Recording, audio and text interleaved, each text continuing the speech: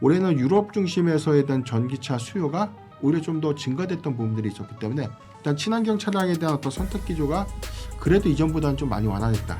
반등 시그널이 될 만한 거는 리튬 가격이랑 이탈리아가 최근에 전기차 보조금을 지급하기 시작했습니다. 낮아진 수급 정책 요건들을 좀 논의를 하더라도 리튬 가격에 대한 어떤 연속성들은 상당히 어떤 주가의 어떤 기대 요인들이 될 수 있다는 점. 단기적으로 수급 기대감들을 가져갈 수 있지 않을까 판단해보겠습니다. 네, 경제토크 기업공시연구소 변영인 대표님과 2차전지 이야기하고 있습니다. 그럼 전략을 세워야 되는데요. 그럼 이제 앞으로 2차 전지를 볼 때 무엇을 봐야 되는가? 올해는 뭐 리튬 가격 그리고 ESS가 어떤 상승의 반등의 트리거였었잖아요. 네네. 그렇죠? 이제 어떤 정책적 변화나 이런 걸 앞으로 주목해야 될 점들은 어떤 것들입니까? 네. 일단 공교롭게도 4분기 기점에서 내년 상반기까지 전체적인 어떤 전기차 캐즘에 조금 더 연속성을 좀 가져갈 수 있는 좀 악재성으로 좀 인식될 수 있는 어떤 정책의 변화들이 감지가 좀 되고 있습니다. 예. 일단 최근에 새롭게 대두됐던 내용들이 유럽의 집행위원회에서 2035년까지 내연차 판매를 전면적으로 좀 금지했던 이 조항을 좀 개정할 것이다라는 이야기 좀 나오고 있는데, 해당되는 내용들 보면 2035년 이후에 2021년도 기준이죠. 내연차의 전체 한 10% 요건들에 대한 어떤 범위 안에서 전기차만 만드는 것이 아니라 내연차도 일부 10% 비중까지는 양산을 할 수 있다는 규정. 그렇다면은 이제 전기차 의무 전환 부분이 완화가 됐다는 관점에서 이게 좀 수급적인 노이즈가 좀 될 것 같은데, 미국에서 트럼프 대통령이 취임하고 난 이후에 전기차 의무 전환 비율에 관한 어떤 지연도 사실 일차적으로나 2032년도로 좀 예정됐던 부분들이 일단 이 코멘트가 2035년도 이후라는 어떤 부분을 수정이 좀 됐지 않습니까? 그러니까 이런 내용들을 좀 감안해 보면 유럽도 해당되는 움직임이 동조가 좀 되는 흐름이 되지 않나. 그러니까 이 부분이 좀 노이즈가 좀 될 것 같고요. 미국의 전기차 의무 전환 속도 조절이 유럽에서도 사실상 좀 동조돼서 이루어지는 그런 부분들은 전기차 설비 투자가 다소 좀 보수적으로 좀 지연되거나 또는 해당되는 어떤 이 전기차의 어떤 전반적인 어떤 투자를 지연시킬 수 있는 어떤 정책의 어떤 변화가 영향으로 좀 작용하지 않을까라고 좀 판단이 좀 되고 있습니다. 한 2년 전만 하더라도 이제 내연기관차는 퇴출이고, 네, 우리가 사면 그렇죠. 무조건 전기차 사고 그죠? 네네. 이럴 줄 알았는데, 네. 그러니까요. 또 유럽도 말씀하신 내연차 이제 35년에 완전 퇴출한다고 했는데 여기 불과 한 또 트럼프 등장하고 그죠? 네. 1, 2년 만에 싹 바뀌면서 지금 예를 들면 대표님이 저한테도 작년 재작년에 앞으로 뭐 차 살 거예요? 그럼 전기차 하는데 지금 뭐 살 거예요? 그러면 글쎄 뭐 하이브리드도 나쁘지 않을까? 그죠? 이렇게 생각들이 바뀌어서 환경이 또 좀 변하고 있어요. 네. 그리고요 또 볼 점들이. 네. 근데 이제 이번에 이 부분에 대해서는 뭐 유럽 안에서도 사실 독일이랑 이탈리아만 좀 찬성을 하고 있다. 그러니까 개정안에 대해서 찬성을 하고 있다. 왜냐면은 뭐 완성차 업체 안에서 뭐 유럽 안에서에 대한 어떤 이 점유라든가 시장 파일을 좀 고려할 때 독일과 뭐 이탈리아는 뭐 반대할 이유가 없죠. 다만 이제 프랑스 같은 국가들, 영국 같은 국가들의 경우에는 이 기조를 유지해야 된다라는 입장이 좀 팽배하게 좀 앞서고 있다는 그런 차이점이 좀 있고, 그래서 좀 중재안으로 좀 제시된 부분들이 완전한 내연차가 아니라 플러그인 하이브리드 차량이라든가 하이브리드 차량 판매 비중을 10%로 좀 채우는 선에서 법이 개정되지 않을까. 근데 우리가 지금 하이브리드 차량을 내연차로 좀 보진 않지 않습니까? 인식 기준이. 물론 이제 연료를 내연차로 그렇죠. 좀 가져가고 있지만 친환경차로 보죠. 네네. 네. 저속 단계에서는 네. 일단 뭐 전기차 배터리 팩으로 좀 구동을 하는, 플러그인 하이브리드의 경우에는 뭐 연료라든가 충전 방식으로 해서 배터리를 좀 동조해서 같이 쓰는 그런 부분들이기 때문에 아마 이 부분에서에 대한 범위를 10% 정도 유지한다는 것은 뭐 크게는 저는 뭐 제한적인 우려감은 아니다라고 좀 보고 있는데, 만약 이 부분이 아니라 뭐 휘발유라든가 뭐 경유를 주 원료로 해서 쓰는 전통적인 내연차 비중을 좀 고수한다면 일단 전기차의 의무 전환 속도 조절은 불가피하지 않을까. 이제 그런 부분들을 좀 주시를 좀 해봐야 될 것 같고요.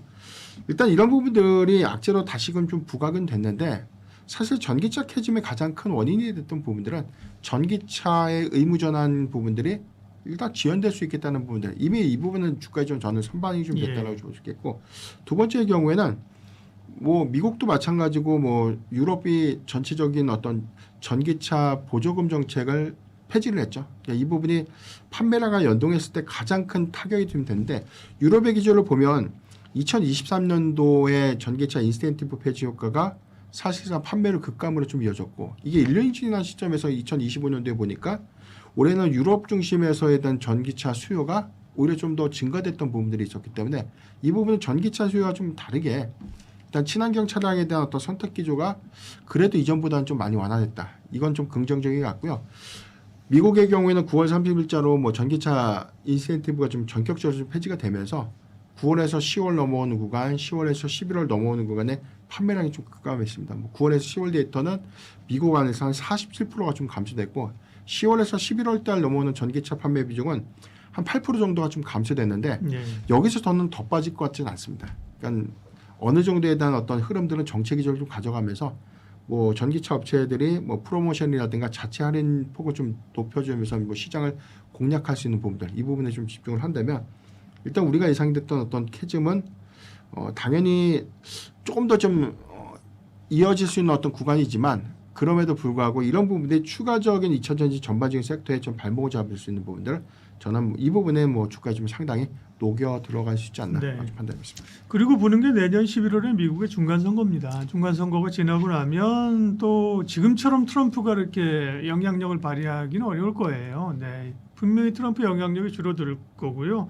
그렇게 되면 지난번에도 트럼프가 뭐 전기차 다 보조금 폐지한다 그럴 때 일부 민주당의 그 지역구도 캘리포니아 이런 데 우리가 알아서 줄게 뭐 이랬잖아요. 그죠? 네. 그런 것들이 되살아날 수 있다는 점이 내년에 대한 기대감이에요. 근데 11월이라 조금 멀긴 한데요. 네. 일단 리튬 가격은 어떻게 되는 거예요, 지금? 네. 일단 반등 시그널이 될 만한 거는 리튬 가격이랑 그다음에 이탈리아가 최근에 11월 기점을 해서 전기차 보조금을 지급하기 시작했습니다. 네. 그러니까 뭐 유럽 내 국가에서 최초로 좀 부활을 했다라고 좀 판단이 좀 되고 있는데 11월 데이터를 보면 이탈리아 전기차 판매가 전년 동기 대비 한 132%가 좀 증가됐기 때문에 이 기조가 조금 더 주변국으로 좀 확산된다면 유럽을 중심으로 수요가 좀 회복될 수 있는 점, 이 부분은 반등 시그널이 좀 될 수가 있고 4분기 전체적으로는 폭스바겐, 뭐 스텔란티스, 기아차의 판매량들이 굉장히 좀 전년 동기 대비해서 좀 증가가 좀 됐다는 점. 반면에 좀 테슬라가 유럽 시장에서 여전히 4분기에는 좀 고전을 하고 있다는 점에 대한 차이가 좀 있고 리튬 가격 부분들은 우리가 지난달 제가 좀 박사님과 좀 말씀드렸을 때 제 기억에 80위안 뭐 초중반까지 가격 상승했다가 상당수 뭐 90위안을 좀 돌파하지 못하고 좀 정체되었던 걸로 좀 기억을 합니다. 예. 선물 가격이 한 90위안 정도 킬로당 좀 돌파했던 흐름들 가져갔는데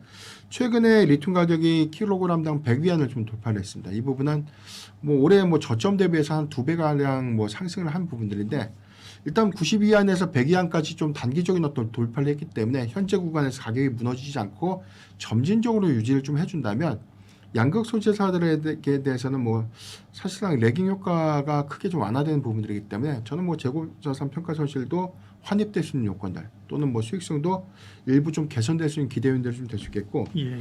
이 부분은 CATL이 광산 리튬 광산에 대한 어떤 허가 요건들에 대해서 뭐 보류가 됐다가 다시 좀 허가가 되면서 이제 규제한다고 해놓고 이제 규제를 안 하는 것 아닌가라는 우려감들이 있었는데 최근에 뭐 언급됐던 부분들은 장시성 이춘 지역에 27개의 리튬 광산에 대해서는 추가적인 어떤 허가를 취소하겠다는 이런 방침을 뭐 중국 정부가 좀 공식화를 좀 했다. 이 부분이 최근에 가격 상승을 좀 이끌었다는 점. 이게 저는 확장 기조를 좀 보이면서 내부적으로는 어떤 공급망을 다시금 좀 재편하거나 무분별한 뭐 광산에 대한 채굴권들을 좀 규제하는 움직임을 좀 가져간다면 전 현실성 있는 부분에서 리튬 가격에 대한 어떤 상승 부분들은 상당히 양극 소재사들의 어떤 이익 개선에 좀 도움이 되지 않을까라고 판단하고 있습니다. 네. 2차 전지를 둘러싼 주요 환경들 내년에 있을 변화들을 살펴봤는데요. 그러면 2차 전지에 대한 2026년의 전략, 2026년 전체적으로가 어렵다면 적어도 상반기 네. 개략적인 이제 종합적인 전략과 함께 지금 시점에서의 탑픽 종목 알려주세요. 네. 일단 2026년도 상반기까지는 다소 좀 보수적인 시황은 어느 정도 우리가 염두를 좀 해봐야 된다. 네. 다만 뭐 LG 에너지 솔루션의 공급 계약이 좀 공급 계약 체결이 해지됐다고 해서 뭐 GM이라든가 뭐 그 이외에 뭐 완성차 업체들이 뭐 전기차를 좀 안 만드는 것이 아니고 뭐 다시 뭐 내연차로 회귀된다 이런 부분들의 가능성은 저는 제한적이다라고 볼 수 있기 때문에 이 부분에 대한 확대 가능성들은 좀 지양해야 되지 않을까라고 좀 판단되고 있고 일단 뭐 ESS 관련된 부분들 이 부분은 AI 데이터 센터 양 수요와 좀 맞물리면서 오히려 내년 상반기까지에 대한 어떤 이 수요량들은 좀 크게 좀 증가될 수 있는 부분이기 때문에 캐즘이 지속되고 있는 과정에서 일부 전기차 배터리에 관련된 가동률이 ESS용 배터리로 좀 선회되는 부분으로 상당히 좀 이익 개선 내지는 뭐 수익성 방어를 좀 하지 않을까 이 부분 좀 주목을 해봐야 될 것 같고요. 리튬 가격의 상승 연속성들은 일단 양극 소재사들의 개별적인 어떤 이 기대 요인들이 좀 될 수 있는 관점이기 때문에 일단 낮아진 수급 정책 요건들을 좀 논의를 하더라도 리튬 가격에 대한 어떤 연속성들은 상당히 어떤 주가의 어떤 기대 요인들이 될 수 있다는 점. 그래서 저는 탑픽은 포스코 퓨처엠을 좀 말씀드리고 싶은데 두 가지 요건입니다. 첫 번째 ESS와 두 번째는 리튬 가격의 어떤 상승 기대감들. 일단 LFP 배터리의 북미 수요 확장에 관련된 뭐 선제 요건으로 이제 양극 소재사 안에서는 LFP 배터리 전체 캐파를 가장 크게 준비하고 있는 기업. 그래서 2027년도에는 연간 한 5만 톤 캐파에 대한 보유량들 이 부분이 일단 이 양극 소재사 3사 중에서는 가장 빠르게 좀 준비하고 있다는 점은 좀 긍정적이다라고 판단되고 있고 리튬 가격에 관련된 가격 상승 효과들은 뭐 그룹주 안에서에 대한 리튬 광산 보유 부분에 대한 어떤 평가 이익 부분들 여기 대해서 판가에 대한 어떤 전위 전략 그리고 재고 자산에 관련된 평가 손실이 크게 좀 완화될 수 있는 요건들 좀 감안해 보면 수익성 지표 관점에서는 포스코 퓨처엠이 단기적으로 수급 기대감들 가져갈 수 있지 않을까 판단하고 있습니다. 네, 기업공시연구소 변영인 대표님과 2차 전지 투자 전략 점검해봤습니다. 고맙습니다.